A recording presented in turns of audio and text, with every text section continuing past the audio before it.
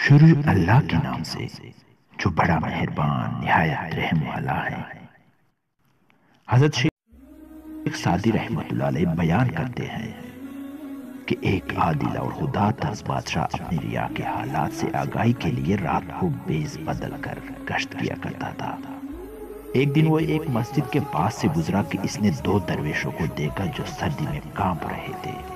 بادشاہ ان کے حالات سے واقفیت حاصل کرنے کے لیے وہاں رک گیا۔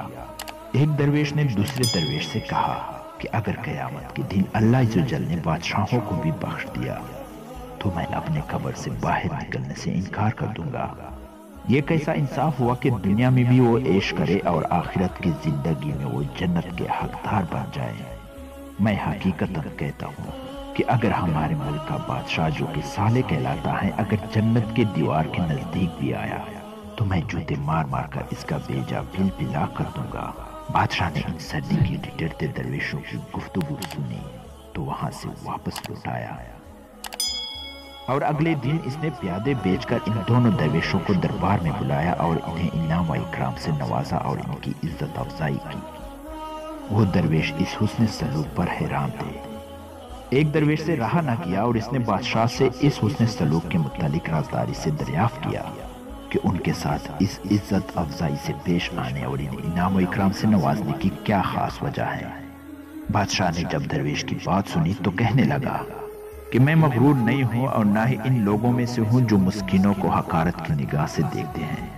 تمہیں یہ خیال اپنے دل سے نکال دینا چاہیے کہ تم قیامت کے دن میرے مخالف ہوگے۔ میں نے اس دنیا میں تم سے صلح کر دی، اب امید ہے کہ تم بروز قیامت مجھ پر جنت کا دروازہ بند نہیں کرو گے۔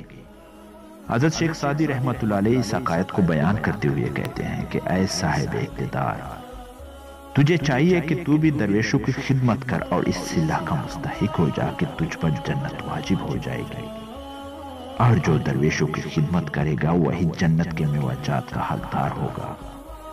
حضرت شیخ سعدی رحمت اللہ علیہ اس حقائق میں بیان کرتے ہیں کہ صاحب اقتدار اور عمرہ کو چاہیے کہ وہ مسکینوں کے حالات سے باخبر رہے اور ان کی مالی مدد کرتے رہے۔